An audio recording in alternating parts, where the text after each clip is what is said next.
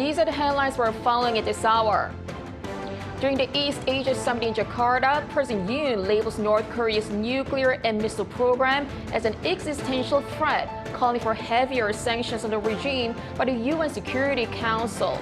And before wrapping up his ASEAN trip, President Yoon held a bilateral summit with Indonesia's president, marking 50 years of diplomatic ties and looking to deepen security and economic ties. North Korea unveils what it claims to be its first tactical nuclear attack submarine. Leader Kim Jong-un attended the launch ceremony, saying the nuclear armament of Navy can no longer be delayed. Despite a continued decline in exports in chips and petroleum products, the South Korean economy posted another trade surplus, with imports falling greater than exports on lower energy prices. Good afternoon. As we come on air, President Yoon is holding a summit with Indonesian President Joko Widodo at the Presidential Palace. The summit comes as part of President Yoon's ASEAN trip to Jakarta. And as the two countries mark 50 years of diplomatic ties, with the two leaders to discuss ways to expand cooperation moving forward. They're expected to announce agreements on security and economic cooperation. This is the third time the two leaders are meeting following President Widodo's visit to South Korea last year, then recent G7 summit in Hiroshima. Prior to his summit with President Widodo, President Yoon attended a business roundtable where he highlighted the potential of the South Korea-Indonesia's economic partnership in the electric vehicle and battery sectors. Multiple deals were signed in areas that include mobility, as well as nuclear power plants and key minerals. An Sung-jin has the details. South Korea and Indonesia are strengthening economic cooperation for the development of future industries. During Thursday's business roundtable with Indonesia, President Yoon emphasized the high potential for cooperation between the two countries and called for active cooperation. In particular, with both countries striving for carbon neutrality, he expressed hopes for stronger economic ties in the field of nuclear power plants to secure a stable energy supply infrastructure while addressing climate and environmental issues. During the meeting, where around 40 representatives from both countries' economic organizations and businesses attended, the two sides struck 16 deals in 7 different sectors, including nuclear power plants, mobility, and key minerals. The nuclear power plant MOU includes cooperation of information exchange on various nuclear reactors, including small modular reactors, and cooperation on nurturing workforces. Both countries also decided to work closely in mobility operations and establish a production base for electric motorcycles in Indonesia. The country is emerging as an economic partner in terms of supply chains, especially when it comes to key materials for batteries. To create a supply chain for that, they also agreed to cooperate in building a research center for technology development. According to a press release from Seoul's presidential office, the government plans active support for the MOU and aims for tangible results to be seen early. An Sung-jin, Arirang News. Also, as part of his ASEAN trip, President Yoon attended the East Asia Summit where he said North Korea's nuclear and missile development poses existential threat to the world. He called for heavier responsibility from the UN Security Council in sanctioning the regime, apparently targeting obstacles posed by China and Russia. Our top office correspondent Oh Soo-young reports. President Yoon has called for global solidarity amid mounting threats to regional and human security by subversive forces amid geopolitical tensions surrounding North Korea, Russia, and in the South China Sea. Speaking at the East Asia Summit in Jakarta on Thursday, attended by some 18 regional countries, including the Association of Southeast Asian Nations, the US, Japan, China, and Russia, Yoon laid out Seoul's position on regional and global crises. On North Korea's nuclear and missile development, the South Korean leader said North Korea's weapons program not only violates United Nations resolutions, but poses an existential and direct threat to all countries attending the summit.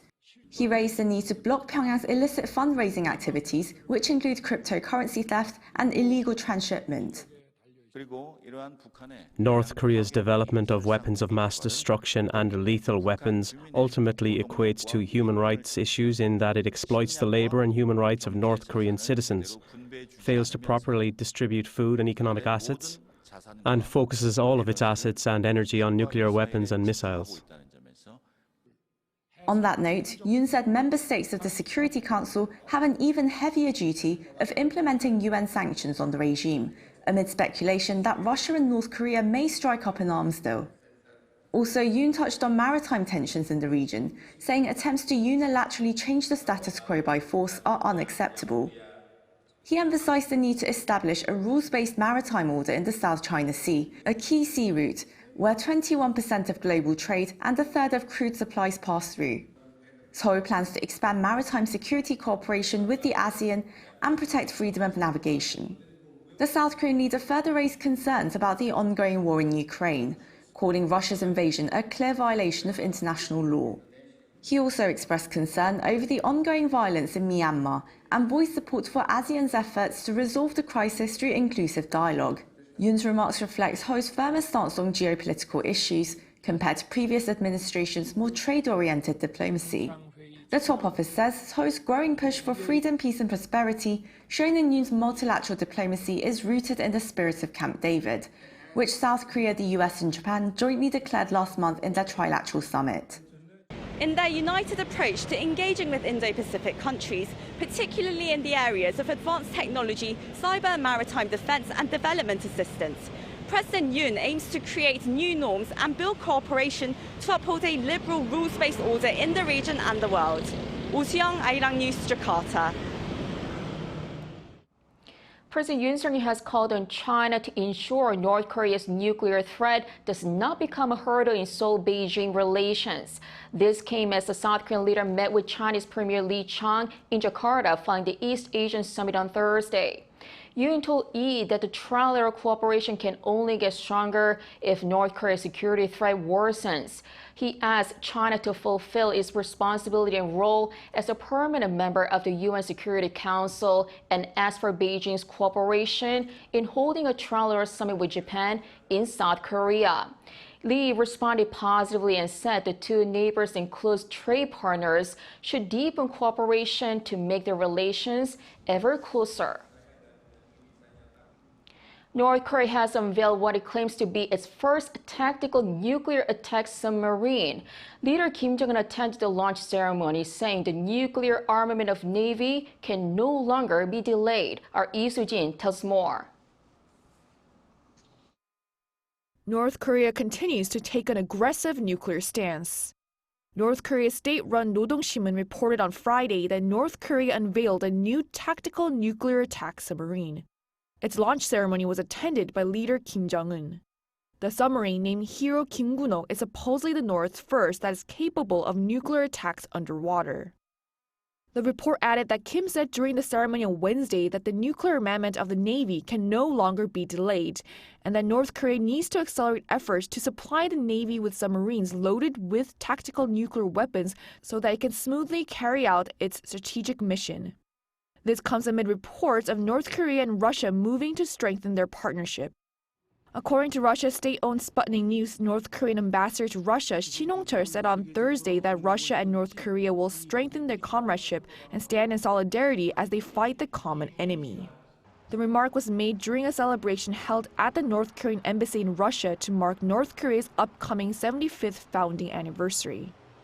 Meanwhile, U.S. Vice President Kamala Harris said in an interview broadcast on the same day that it would be a huge mistake for North Korea to supply ammunition to Russia amid its invasion of Ukraine. She also said during the interview with CBS News held on the sidelines of the ASEAN summit in Indonesia that she believes that such moves will only further isolate both Russia and North Korea. The comments reiterate the Biden administration's firm stance against North Korea supplying Russia with weapons, as it comes just days after White House National Security Advisor Jake Sullivan said that North Korea will pay a price if it moves forward with an arms deal. Lee Soo-jin, Arirang News. The defense chiefs of South Korea, the U.S. and Japan held phone talks on Thursday and discussed measures to follow up the agreements made at the Camp David Trilateral Summit. During the talks, Seoul's Defense Minister Lee Jong-sup and his Washington and Tokyo counterparts, Lloyd Austin and Yasukazu Hamada, decided to speed up the establishment of a real-time data sharing system for warnings about North Korea's missile launches. They pledged to strengthen response capabilities for Pyongyang's missile provocations by promptly launching trilateral joint military drills. The ministers also strongly condemned North Korea's launch last month of what it claimed was a space rocket.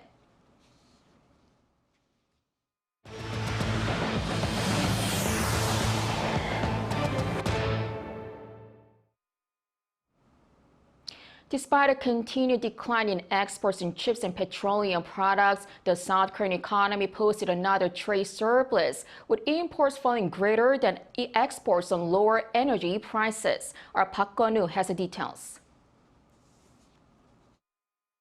South Korea's current account was in the black in July for the third consecutive month. According to preliminary data from the Bank of Korea on Friday, the country's current account for July saw a surplus of $3.58 billion as imports dropped deeper than exports. The current account has been in positive territory since May, although the latest figure was a slip of some $2.3 billion compared to the month before. The cumulative surplus from the beginning of the year to July amounts to some $6 billion, which is just a quarter of the figure from the same period in 2022. South Korea's goods balance saw a surplus for the fourth straight month in July, despite exports falling 14.8% on year, while imports were down 22.7% from the year before. In terms of exports, petroleum products and semiconductors both shrank on year, while autos and home appliances were the only categories that saw an increase during the same period. By region, outbound shipments saw a significant decrease in China and Southeast Asia. Imports saw an even greater drop in terms of both the volume and ratio due to fewer inbound raw material shipments on the back of lower energy prices. We expect the decreasing trend to continue at a slower pace in August and September, and the increase in exports will be in the positive territory in the fourth quarter.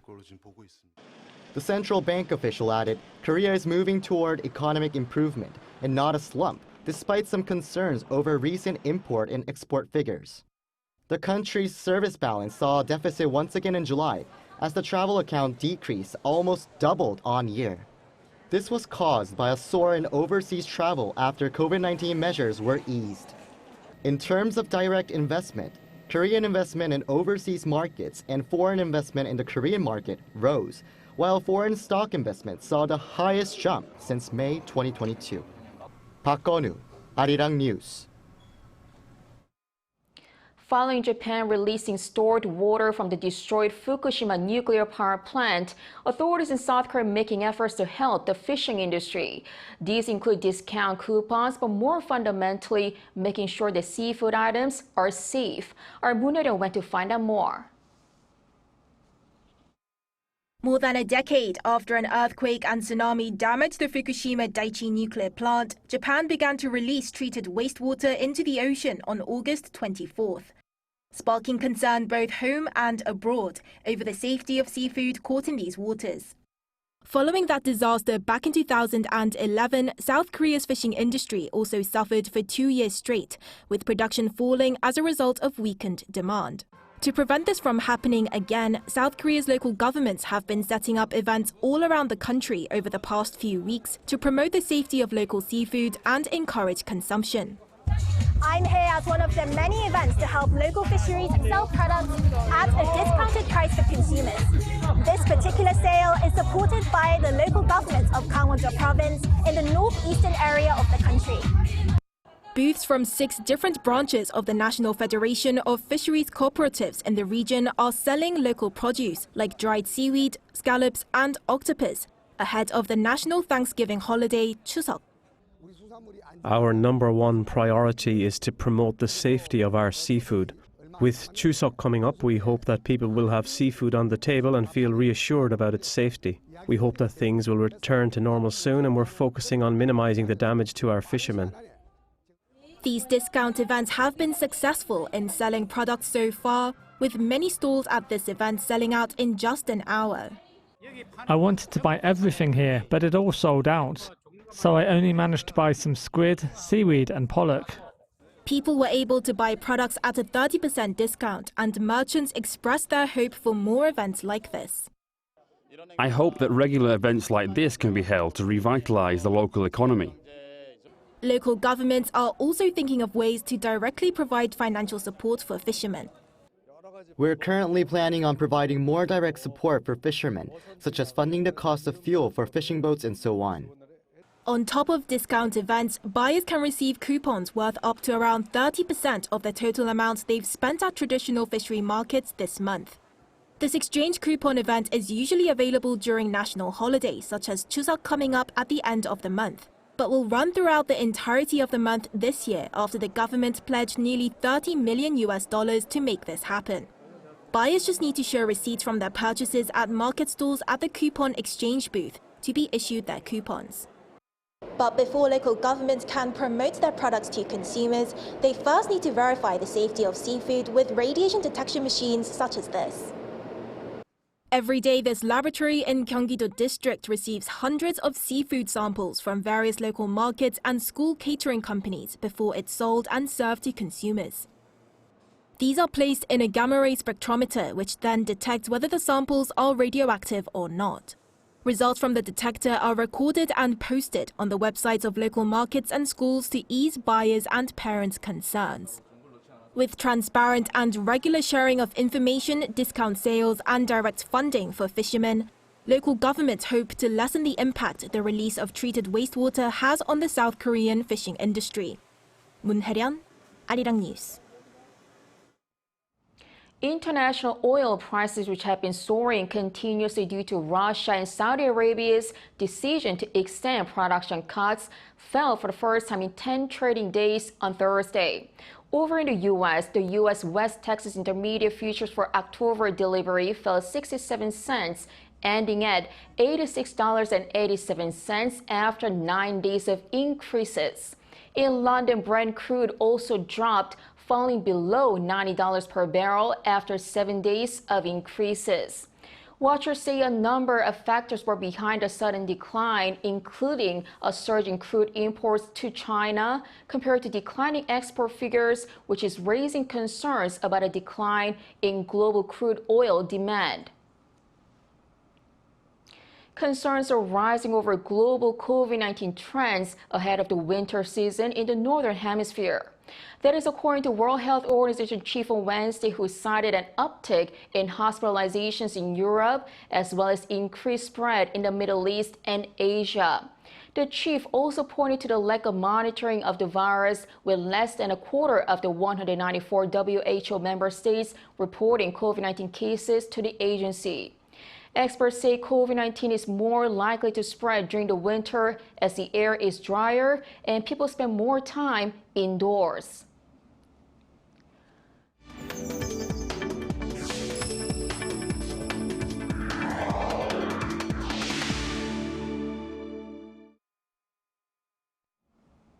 The World Smart City Expo is currently underway here in South Korea, with global smart city leaders and cutting-edge technologies gathering in one place. Our business correspondent Shin Ha-young went to the site and sat down with Seoul's Vice Minister for Land and Infrastructure to talk about the country's smart cities.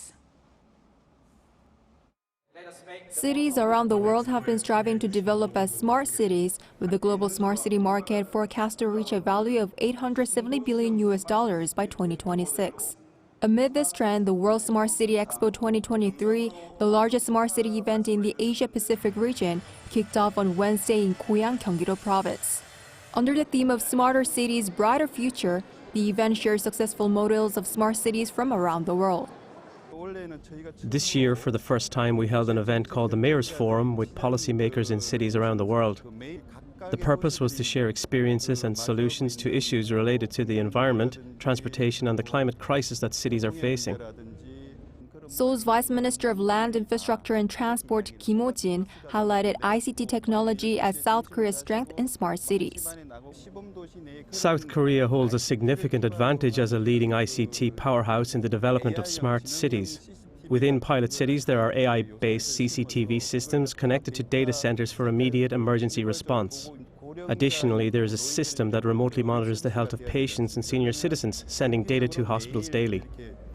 Among a variety of successful models, he wants to introduce a demand-responsive transit bus to the mayors visiting the expo from around the world.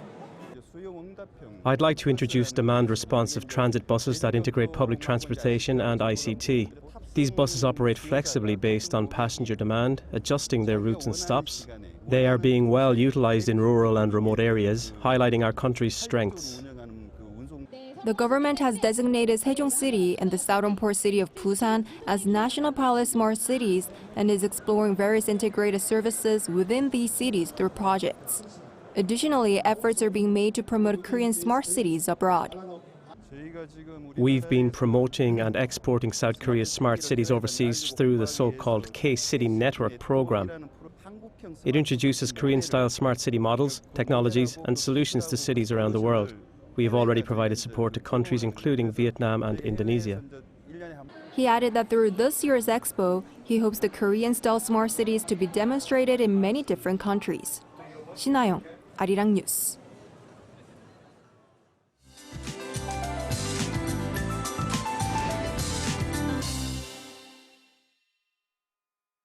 Good afternoon. It's Baeknu today, already the third autumn seasonal term. Now we can surely feel that autumn is well underway with a refreshing and comfortable start to the day and wide gaps in temperatures between lows and highs. Now daytime highs are rising fast to reach the upper 20s to low 30s across much of Korea. Clear autumn skies will be a feature nationwide. A good day to spend time in the sun to increase your vitamin D levels, but UV rays are high nationwide. So if you plan to spend time more than 30 minutes, take necessary sun care when out and about. There's no heat advisory in the country. The western parts of the country are warmer again. And Seoul and Chuncheon are topping out at 31 degrees Celsius this afternoon. A similar weather pattern is in the forecast for Saturday. And if you're going out of town this weekend, prepare a light jacket. It will get more cloudy on Sunday with rain in the forecast for the south coast and Jeju. And rain on Jeju Island will continue into early next week.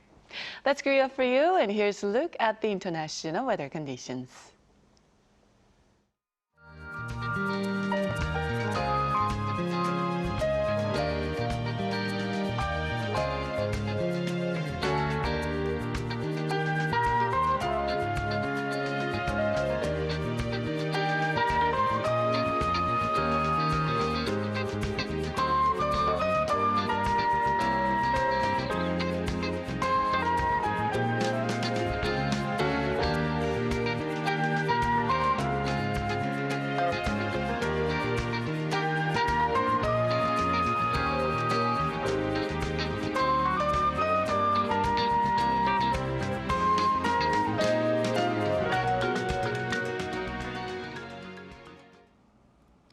If you're watching from America, some of you might have heard of frozen Kimbap, the Korean rolls that are hugely popular at Trader Joe's.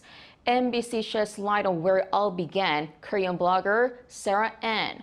She posted a TikTok video trying it out with her mom, first rather skeptically because it's frozen, when kimbap is usually made fresh and eaten the same day. But soon she was surprised by the not-so-bad taste. That video got 10 million views, prompting some kind of kimbap rush.